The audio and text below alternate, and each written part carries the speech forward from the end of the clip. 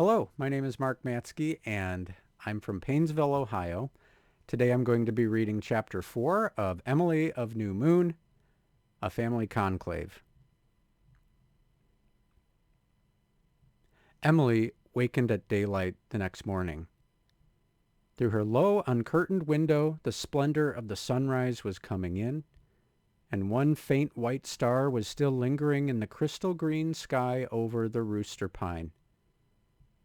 A fresh, sweet wind of lawn was blowing around the eaves. Ellen Green was sleeping in the big bed and snoring soundly. Except for that, the little house was very still. It was the chance for which Emily had waited. Very carefully she slipped from her bed, tiptoed across the room, and opened the door. Mike uncoiled himself from the mat on the middle of the floor and followed her, rubbing his warm sides against her chilly little ankles. Almost guiltily she crept down the bare, dark staircase. How the steps creaked! Surely it would waken everybody. But nobody appeared, and Emily got down and slipped into the parlor, drawing a long breath of relief as she closed the door. She almost ran across the room to the other door. Aunt Ruth's floral pillow still covered the glass of the casket. Emily, with a tightening of the lips that gave her face an odd resemblance to Aunt Elizabeth, lifted up the pillow and set it on the floor. "Oh, Father, Father," she whispered, putting her hand to her throat to keep something down. She stood there, a little shivering, white-clad figure, and looked at her father. This was to be her goodbye. She must say it when they were alone together. She would not say it before the Murrays. Father looked so beautiful. All the lines of pain had vanished. His face looked almost like a boy's, except for the silver hair above it, and he was smiling. Such a nice, whimsical, wise little smile, as if he had suddenly discovered something lovely and unexpected and surprising. She had seen many nice smiles on his face in life, but never one just like this. "Father, I didn't cry before them," she whispered. "I'm sure I didn't disgrace the stars. Not shaking hands with Aunt Ruth wasn't disgracing the stars, was it? Because she didn't really want me to. Oh, Father, I don't think any of them like me, unless perhaps Aunt Laura does, a little. And I'm going to cry a little bit now, Father, because I can't keep it back all the time."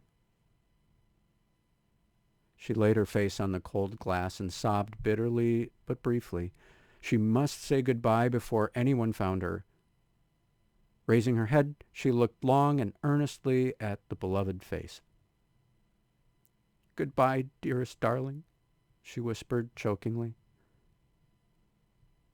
Dashing away her blinding tears, she replaced Aunt Ruth's pillow, hiding her father's face from her forever. Then she slipped out, intent on speedily regaining her room. At the door, she almost fell over Cousin Jimmy, who was sitting on a chair before it, swathed in a huge check dressing gown, and nursing Mike. "Shh," he whispered, patting her on the shoulder. "I heard you coming down and followed you. I knew what you wanted. I've been sitting here to keep them out if any of them came after you. Here, take this and hurry back to your bed, small pussy." This was a roll of peppermint lozenges. Emily clutched it and fled, overcome with shame at being seen by Cousin Jimmy in her nightgown. She hated peppermints and never ate them. But the fact of Cousin Jimmy Murray's kindness in giving them to her sent a thrill of delight to her heart. And he called her small pussy, too. She liked that. She had thought nobody would ever call her nice pet names again.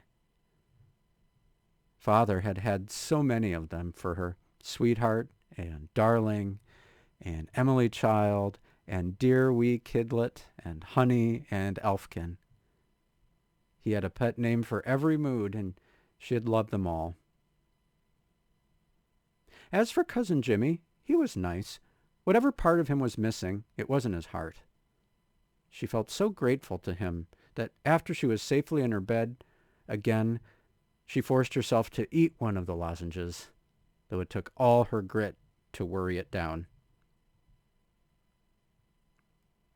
The funeral was held that forenoon. For once, the lonesome little house in the hollow was filled. The coffin was taken into the parlor, and the Murrays, as mourners, sat stiffly and decorously all around it, Emily among them, pale and prim in her black dress. She sat between Aunt Elizabeth and Uncle Wallace and dared not move a muscle. No other star was present. Her father had no near living relatives. The Maywood people came and looked at his dead face with a freedom and insolent curiosity they would never have presumed on in life. Emily hated to have them looking at her father like that. They had no right. They hadn't been friendly to him while he was alive. They had said harsh things of him. Ellen Green had sometimes repeated them. Every glance that fell on him hurt Emily, but she sat still and gave no outward sign. Aunt Ruth said afterwards that she had never seen a child so absolutely devoid of all natural feeling. When the service was over, the Murrays rose and marched around the coffin for a dutiful look of farewell. Aunt Elizabeth took Emily's hand and tried to draw her along with them, but Emily pulled it back and shook her head. She had said her goodbye already. Aunt Elizabeth seemed for a moment to be on the point of insisting, then she grimly swept onward, alone, looking every inch a Murray. No scene must be made at a funeral. Douglas Starr was to be taken to Charlottetown for burial beside his wife. The Murrays were all going, but Emily was not to go. She watched the funeral procession as it wound up the long, grassy hill through the light gray rain that was beginning to fall. Emily was glad it was raining. Many a time she had heard Ellen Green say that happy was the corpse the rain fell on, and it was easier to see Father go away in that soft, kind, gray mist than through sparkling, laughing sunshine. "Well, I must say the funeral went off fine," said Ellen Green at her shoulder. "Everything's been done, regardless.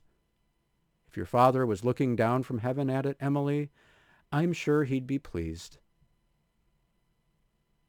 "He isn't in heaven," said Emily. "Good gracious! Of all the children!" Ellen could say no more. "He isn't there yet. He's only on the way. He said he'd wait around and go slow until I died too, so that I could catch up with him. I hope I'll die soon." "That's a wicked, wicked thing to wish," rebuked Ellen. When the last buggy had disappeared, Emily went back to the sitting room, got a book out of the bookcase, and buried herself in the wing chair. The women who were tidying up were glad she was quiet and out of the way. "It's well she can read," said Mrs. Hubbard gloomily. "Some little girls couldn't be so composed. Jenny Hood just screamed and shrieked after they carried her mother out. The Hoods are all such a feeling people." Emily was not reading. She was thinking. She knew the Murrays would be back in the afternoon, and she knew her fate would probably be settled then. "We'll talk the matter over when we come back," she had heard Uncle Wallace saying that morning after breakfast. Some instinct told her just what the matter was, and she would have given one of her pointed ears to hear the discussion with the other, but she knew very well she would be sent out of the way. So she was not surprised when Ellen came to her in the twilight and said, "You'd better go upstairs, Emily. Your aunts and uncles are coming in here to talk over the business." "Can't I help to get supper?" asked Emily, who thought that if she were going and coming around the kitchen, she might catch a word or two. "No, you'd be more bother than help. March now." Ellen waddled out to the kitchen without waiting to see if Emily marched. Emily got up reluctantly. How could she sleep tonight if she did not know what was going to happen to her? And she felt quite sure she would not be told till morning, if then. Her eyes fell on the oblong table in the center of the room. Its cloth was of generous proportions, falling in heavy folds to the floor. There was a flash of black stockings across the rug, a sudden disturbance of drapery, and then silence. Emily, on the floor under the table, arranged her legs comfortably and sat triumphant. She would hear what was decided, and nobody would be any the wiser. She had never been told that it was not considered strictly honorable to eavesdrop. No occasion for such instruction ever having arisen in her life with her father, and she considered that it was a bit of pure luck that she had thought of hiding under the table. She could even see dimly through the cloth. Her heart beat so loudly in her excitement that she was afraid they would hear it. There was no other sound save the soft, faraway singing of frogs through the rain that sounded through the open window. In they came. Down they sat around the room. Emily held her breath. For a few minutes nobody spoke, though Aunt Eva sighed long and heavily. Then Uncle Wallace cleared his throat and said, "Well, what is to be done with the child?" Nobody was in a hurry to answer. Emily thought they would never speak.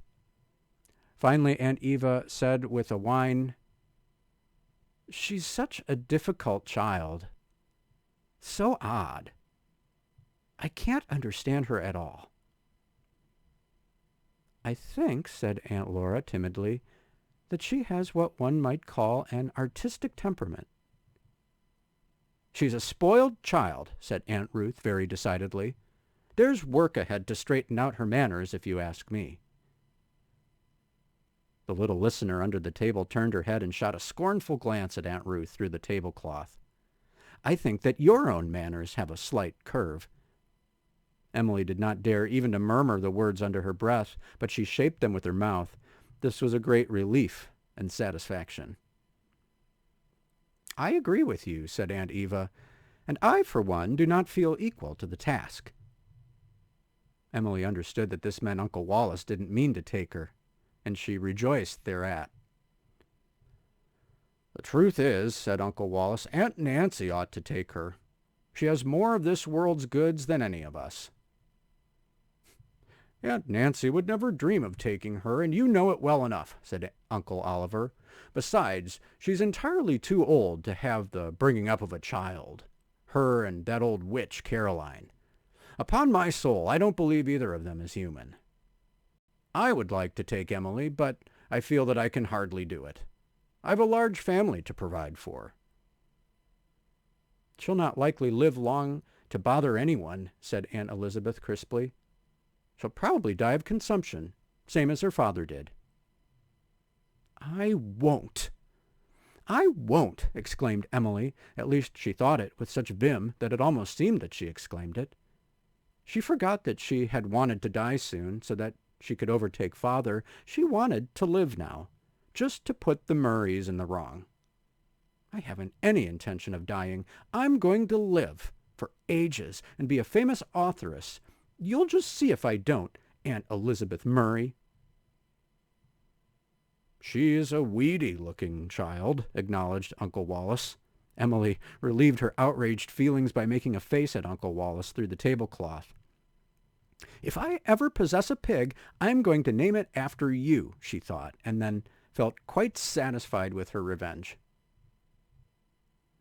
"Somebody has to look after her as long as she's alive, though, you know," said Uncle Oliver.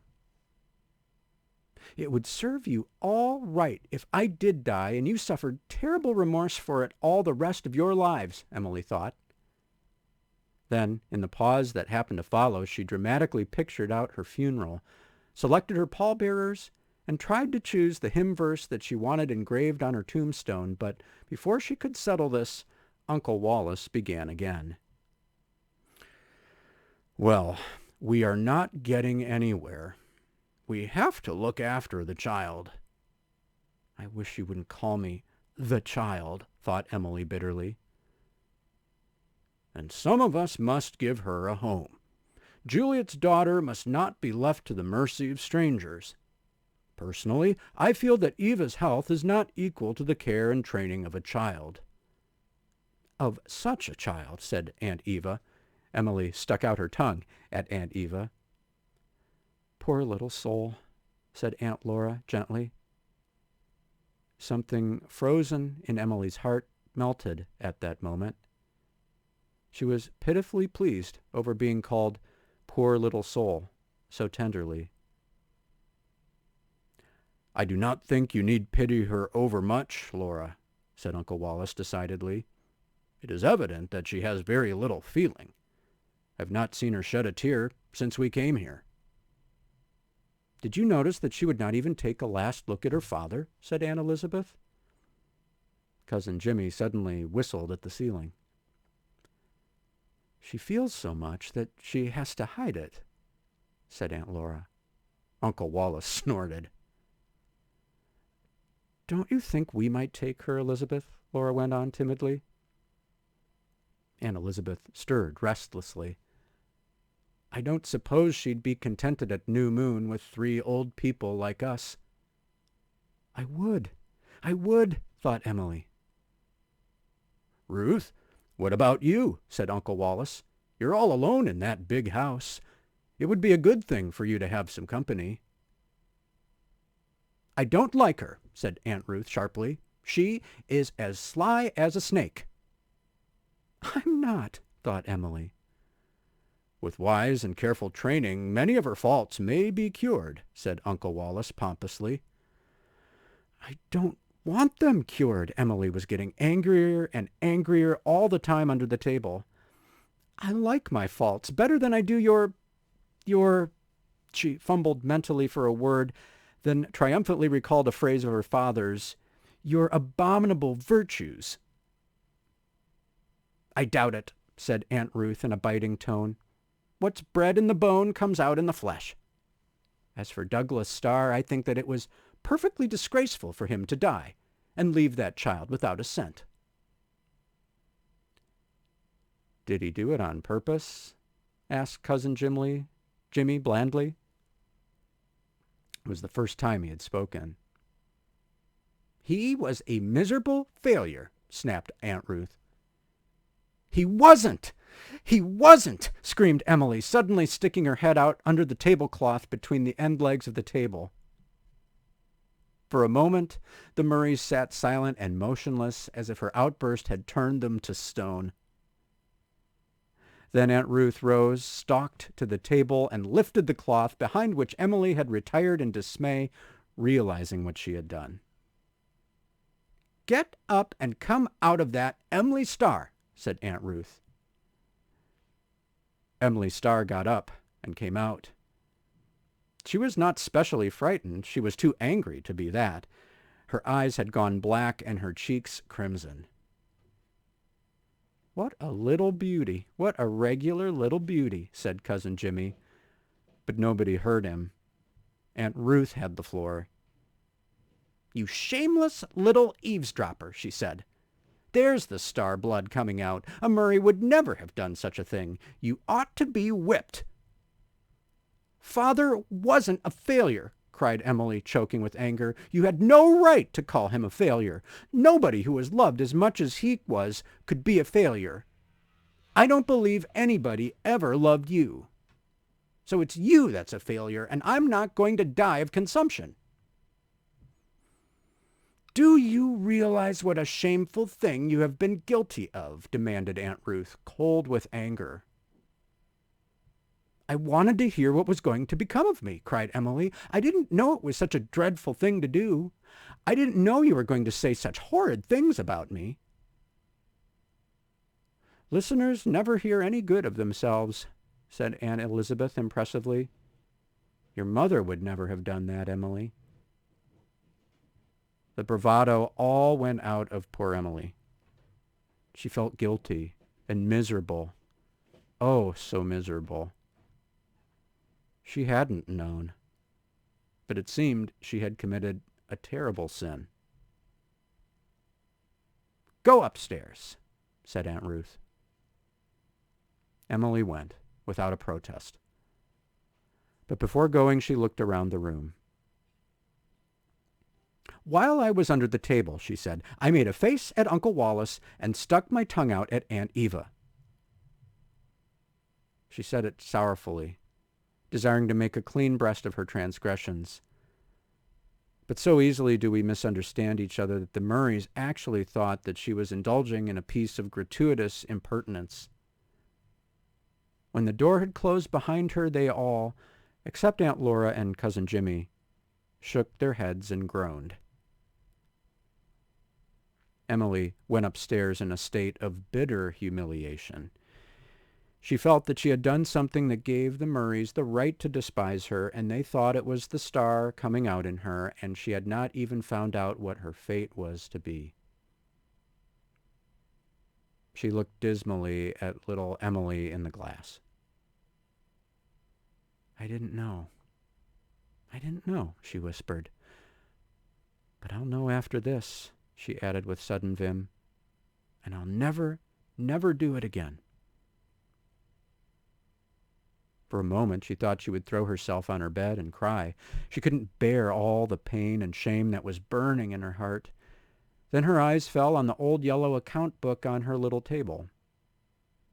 A minute later, Emily was curled up on her bed, Turk fashion, writing eagerly in the old book with her little stubby lead pencil.